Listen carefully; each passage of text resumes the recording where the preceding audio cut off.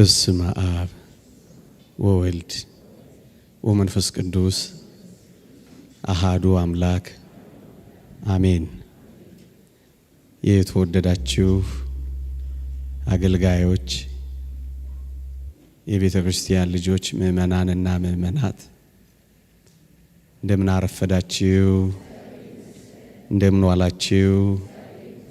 አሜን። በቸርነቱ የጠበቀን ስሙን እንድንጠራ ቃሉን እንድንሰማ በአጸደ ቤተ ክርስቲያን እንድንሰበሰብ ይህን ጊዜ ስለፈቀደልን ክብርና ምስጋና ለእርሱ ይሁን።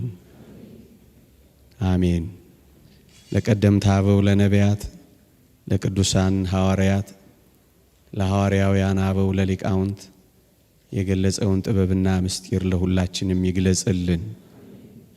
ይልቁንም ብዙ ነገር ትታችሁ ቃሉን መስማት ፈልጋችሁ በፊቱ ስለተሰበሰባችሁት ስለ እናንተ እንኳን ሲል በጎንና የሚረባውን ቃል እንዲያስተምረን ቅዱስ ፈቃዱ ይሁንልን። አጠር ላለች ደቂቃ ከኔ ጋር እንቆያለን። እግዚአብሔር ከሁላችን ጋር ይሁን። ከዚህች ዕለት ከእመቤታችን ከቅድስት ድንግል ማርያም በረከት ረድኤት ለሁላችን የሚያሳትፈን አሜን። ርዕሴ እጠብቅሃለሁ በሚል ርዕስ ይሆናል። እግዚአብሔርን ስለ መጠበቅ ጥቂት ሐሳቦችን እናነሳለን። እግዚአብሔር ከሁላችን ጋር ይሁን። ወገኖቼ፣ እግዚአብሔርን ማመን ማለት እግዚአብሔርን መጠበቅ ማለት ነው። እናምነዋለን ስንለው እንጠብቅሃለን ማለታችን ነው። በምንም ሁኔታ ቢሆን እንጠብቀዋለን። አዎን፣ ስለምናምነው በምንምና በየትኛውም ሁኔታ እግዚአብሔርን እንጠብቀዋለን። ጥቂት ነጥቦችን እናንሳ። እንዲህ እንበለው፣ እግዚአብሔርን አንተን የምጠብቀው አሁን የምፈልገውን ነገር ያልሰጠኸኝ ለኔው ጥቅም እንደሆነ ስለምረዳ ነው የምጠብቅህ እንበለው። ያልሰጠኸኝ ምናልባትም የከለከልከኝ ነገር ካለ መከልከልህ ራሱ ለኔ ጥቅም ስለሆነ ነው አንተን አምኜ የምጠብቀው እንበለው። ወገኖቼ፣ ሁለት ወጣቶች እግዚአብሔርን ለመኑት ይባላል። ጓደኛ ማቾች ናቸው። ሁለቱም ተመሳሳይ ጥያቄ አምላካቸውን ጠይቀውታል። እግዚአብሔር ግን እንዲህ አደረገ። ለአንደኛው የጠየቀውን ሰጠው፣ ለአንደኛው ደግሞ የጠየቀውን ከለከለው እና የተከለከለው ክርስቲያናዊ ሰው እግዚአብሔርን ጠየቀው። ጌታ ሆይ፣ የጠየቅንህ ተመሳሳይ ጥያቄ ነው፣ አቋማችንም አንድ ነው። ግን ለወንድሜ የሰጠኸው ለእኔ ደግሞ ከለከልከኝ። ይህ የሆነው ለምንድን ነው ብሎ ጠየቀው። እናም አባታችን እግዚአብሔር መልስ ሰጠው። ምን የሚል መልስ? ልጄ ሆይ፣ ለሱ ብከለክለው ይጠፋብኛል፣ አንተን ደግሞ ብሰጥህ ምን ትሆንብኛለህ? ትጠፋብኛለህ። ላንተ የከለከልኩት እንዳትጠፋብኝ ብዬ ነው። ለሱ ደግሞ የሰጠሁት ብከለክለው ይጠፋብኛል ብዬ ነው። እናም ለሁለቱም መስጠትንም ማዘግየትንም እግዚአብሔር የሚያደርገው ለሁለቱም ጥቅም ሲል ነው። ወገኖቼ፣ እግዚአብሔር በጊዜው ጠይቃችሁት አሁን እየሰጣችሁ ካልሆነ እንዳንጠፋበት ብሎ ነው። ወገኖቼ እግዚአብሔር ከፊቱ ከምንጠፋ ፊቱን ከምናጣ ምንም ነገር ባይሰጠን ስለሚሻል ለዛ ነው የምንጠብቀው። ወገኖቼ የሚሰጠንን ነገር ይዘን ሰጪውን አምላክ ከተው ነው ስጦታው ይቅርብን።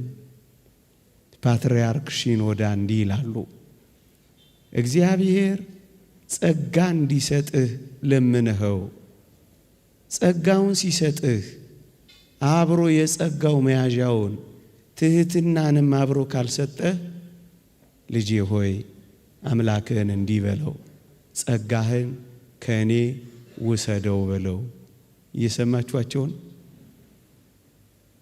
ጸጋህን ሰጥተኸኝ አንተን ካጣው ጌታ ሆይ ጸጋህን ውሰደው በለው። የጸጋው ምንጭ የስጦታዎች ሁሉ ምንጭ እሱን አተን ጸጋው ቢበዛብን ምን ያደርግልናል? ጌታ ሆይ ጸጋህን ውሰደው።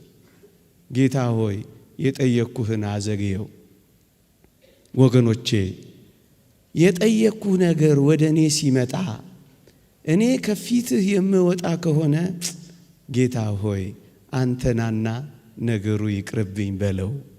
ለዚህ ነው ምን ጠብቀው ወገኖቼ። ምእመናን ጠንቋይ ከሚሰጠን እግዚአብሔር ሺህ ጊዜ ቢከለክለን፣ ወገኖቼ እግዚአብሔር ከሌለበት የሰባ ፍሪዳ ውስጥ ከምንኖር እግዚአብሔር ያለበት ጎመን ብንበላ አይሻልምን? ግድ የለም አንተ የሌለህበትን ፍሪዳህን ውሰደው። ወገኖቼ ከሰይጣን መሳም የአምላኬ ቁንጥጫ ይሻለኛል ማለት ምንኛ የከበረ ልመና ነው። ወገኖቼ ይህች ዓለም ማር ከምታቀርብልን ይልቅ እግዚአብሔር መራራ የለውም እንጂ መራራው እንዴት ይጣፍጣል። ለዚህ ነው እኛ እግዚአብሔርን የምንጠብቀው። የሚሰጠን ነገር አሁን ያልሰጠን እግዚአብሔር ለእኛ ጥቅም ስለሚያደርገው ብቻ ነው። ወገኖቼ አንድ ሕፃን ልጅ ቢላ ይዞ ሲጫወት ብናየው በእርግጠኝነት ቢላውን መንጠቃችን አይቀሬ ነው። ወገኖቼ ምናልባት የምንጠይቀው ስለት ምናልባት የያዝነው ቢላ ቢሆንስ? በቢላ ልጅ ሲጫወት ዝም ትሉታላችሁ? የእኔ ሕፃኗ ልጅ በቢላ ስትጫወት ባያት እነጥቃት የለ? ብትነፈርቅስ ትነፍርቃ፣ ብታለቅስስ ታልቅሳ፣ ብትንደባለልስ ትንደባለላ። እናስ ራሷን ከሚጎዳት እኔ ብነጥቃት አይሻልም? እኛ ከአምላካችን በላይ ያውቀን ነው ወገኖቼ። ቢላ ይሁን አበባ ይሁን ለማወቅ የቸገረን ምስኪኖች እኮ ነን ወገኖቼ። ይጥቀመን ይጉዳን የማናውቅ ደካሞች እኮ ነን። እኛ ከአባታችን በላይ ለምን ቢላ ሊያስኩም ብለን መጫወት ከፈለግን እንዴት ከባድ ነው ወገኖቼ። እግዚአብሔር አሁን ከእጃችን ላይ የሚነጥቀን ምናልባት ቢላ ሆኖስ እንደሆን እግዚአብሔርን በትዕግስት የምንጠብቀው ወገኖቼ አሁን የማይሰጠን ለኛው ጥቅም እንደሆነ ስለምናውቅ ነው። መጠበቅ ማለት ሲሰጠን ብቻ አይደለም ሲከለክለንም ጭምር መጠበቅ ነው። እናስ እንደ ዕንባቆም ድምፃችንን ከፍ አድርገን እግዚአብሔር ሆይ ስትሰጠኝ ብቻ አይደለም ስትከለክለኝም ልጠብቅህን። ወገኖቼ መጠበቅ ማለት እኮ እንደዚህ ነው። የሁላችሁ የተከልነው በለስ ባያፈራም እንጠብቀውን? አዎ። የዘራነው የወይን ሐረግ ፍሬ ቢጎለውም እንጠብቀውን? አዎ እንጠብቀዋለን። ወገኖቼ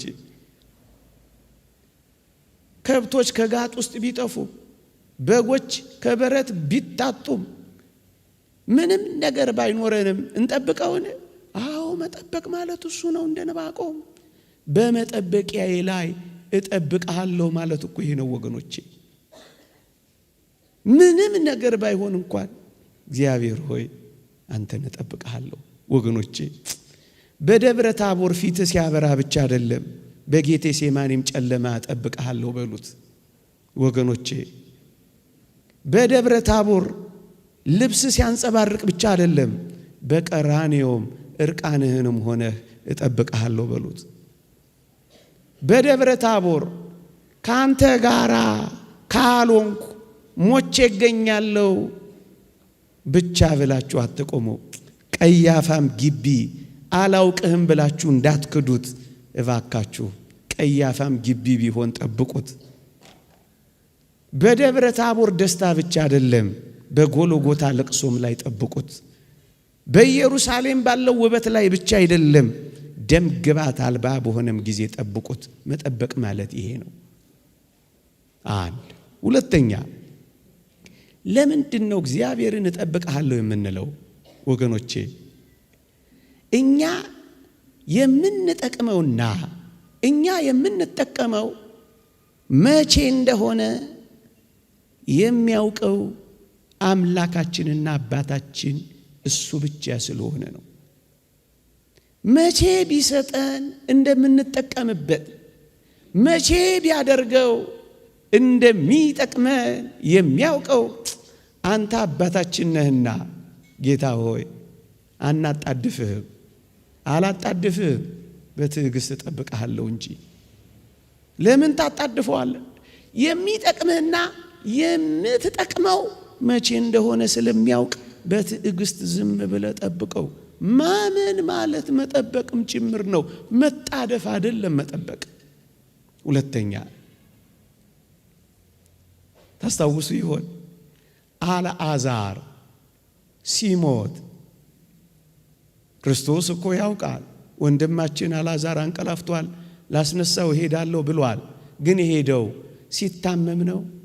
ሲቀበር ነው? ሊቀበር ሲል ነው? ወይስ 4 ቀን ሲሆነው ነው ጌታችን ወደ አልዓዛር ሄደው? መቼ ነው? 4 ቀን ሲሞላው ነው ወገኖቼ። እናም እንዲህ እንበለው ጌታችንን፣ ስታመም ትመጣለህ ወይስ ጌታ ሆይ ስሞት ነው የምትደርሰው? እየሞትኩ የት አለ እሱ ብላችሁ የምትጉረመረሙ ትኖሩ ይሆን? አሁንና ለምን ትሉታላችሁ? ለምን ካላንደር ታወጡለታላችሁ? ለምን ስኬጁል ታነጥፉለታላችሁ? ለምን ታጣድፉታላችሁ? ለምን እጁን ይዛችሁ እየመራችሁ ልታሳዩ ትሞክራላችሁ? ስትታመሙ ወይም ስትቀበሩ ሊመጣ ይችላል። ለቀብር ስትሄዱ ወይም ቀብር ሆኖ ተቀብራችሁ 1 ቀን አይደለም 4 ቀን ሲሆነው ሊመጣ ይችላል። መቼ እንደምትመጣ የምታውቀው አንተ ነህና በእኔ ካላንደር አላጣድፍህም በሉት። እጠብቅሃለሁ በሉት። አልወተውትህም እታገሳለሁ በሉት። ወጣቶች ወገኖቼ ግድ የለም በሉት። አልዓዛርን ተናገር ብትሉት ምን እንደሚል ታውቃላችሁ? ግድ የለም ጌታ ሆይ 4 ቀን ከሆነኝ በኋላ የሆነ እንደሆነ ምጠቅመው፣ ግድ የለም ስታመም አትምጣ ቅር፣ እየፈረስኩም ቢሆን ምን አረጋለሁ? በሞት የበሉት እየፈረስኩም ቢሆን እጠብቅሃለሁ። ምክንያቱም ስሞት አይደለም፣ ልቀበር ሲሄድ አይደለም፣ እኔ መቼ እንደምጠቅም የምታውቀው አንተ ስለሆንክ እየፈረስኩ እጠብቅሃለሁ። ፈረስኩኝ እኮ አበቃሁኩኝ አለሁ እኮ አትበሉ። ብትፈርስም ሊሰራህ ይችላል። ብትሰነጠግም ሊጠግንህ ይችላል። ብትሰበርም አዲስ ሊያደርግህ ይችላል። እጠብቅሃለሁ በሉት አልዓዛርን።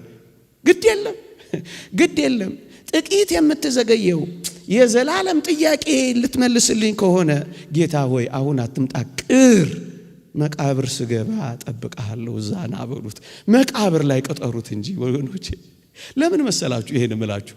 ይውላችሁ አልዓዛር ታሞ እያለ ጌታችን ቢያድነው ማን ብቻ እንደሚጠቀም ታውቃላችሁ?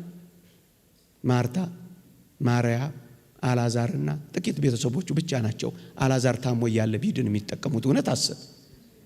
ከመቃብር ገብቶ 4 ቀን ሆኖት ፈርሶ በስብሶ ጅማሬ ጀምሮ ጌታችን ከመቃብር ቢያወጣው ግን ሸቶ ቢያወጣው ግን ማን ነው የሚጠቀመው? ዓለም ሁሉ ነው የተጠቀመው።